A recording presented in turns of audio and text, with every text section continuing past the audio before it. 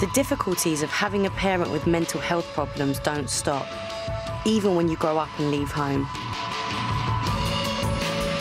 I've always suspected that mental illness runs in families, and that my chances of getting ill are much greater than other people's because of what my mum has.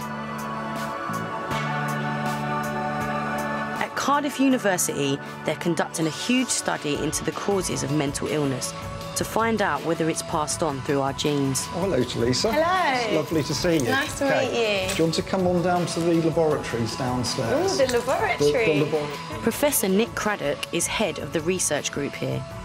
Tell me exactly what it is that you do and what you're studying. Well, there's a lot that isn't understood about mental illness, particularly bipolar disorder and schizophrenia and schizoaffective disorder. And what we're doing is we're trying to learn about the causes and triggers of the illness. What exactly have you discovered from your studies? OK, well, it's very clear from studying thousands of people that genes are involved in some way in influencing someone's susceptibility to getting ill. The closer the relative is to you, the bigger the risk that you might get unwell yourself. Yeah. You could say that something like bipolar disorder or schizoaffective disorder would affect about 1 in 100 people in the population generally, OK, 1 in 100. If you have a parent or a brother or sister who has bipolar disorder or schizoaffective disorder, then the chances of having it yourself would be probably about 1 in 8 to 1 in 10, something like that. Is mental illness hereditary then?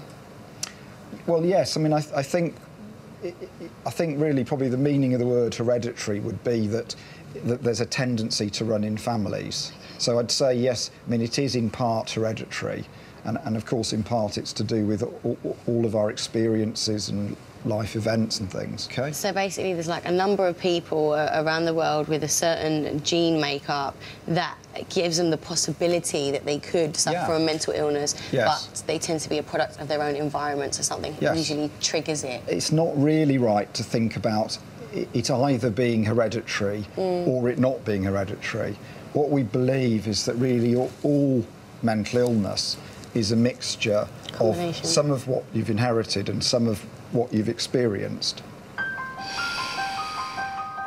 So, if it's not all down to genetics, can Nick tell if I'm susceptible to getting ill? A psychiatric interview will give him a pretty good idea.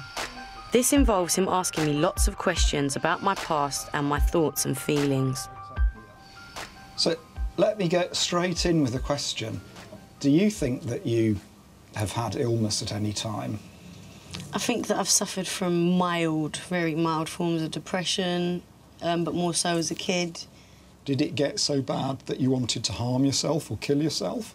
Yeah, self-harming from about 14 to 16.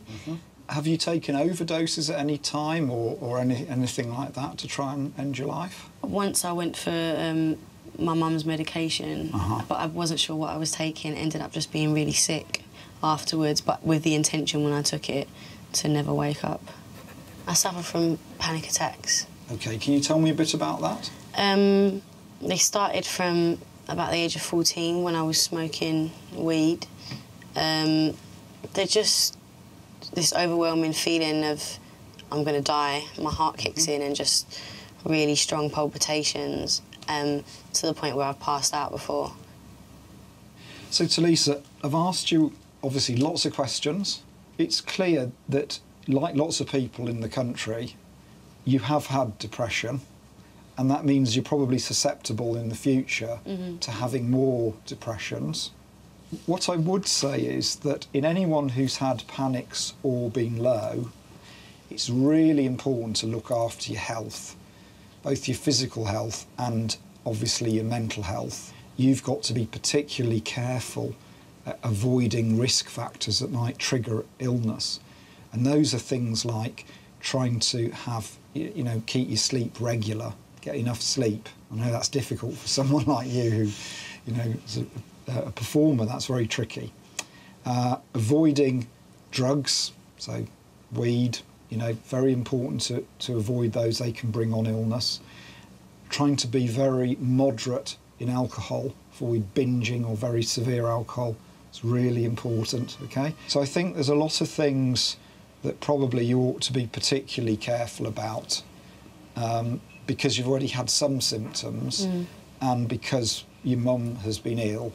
It's a message that you need to be particularly careful. Nick's put it very kindly, but this has really freaked me out. The truth is that as well as being genetically susceptible to mental illness, I have a lifestyle that's putting me even more at risk. The thought that, you know, from 1 in 100 to 1 in 10 is quite a dramatic jump of, you know, the risk of me ever suffering from mental illness. That's quite a lot to sort of take on board. I'm not sure if I'm maybe pushing myself to the limit at times. I don't know. For me, it's just about now and working. Whatever happens, happens. And if I'm pushing myself to the limit, I'm willing to take that risk. I'm willing to do anything to get to the top. For me, work is 24 hours a day, 7 days a week. If we're not recording in the studio, we're giving interviews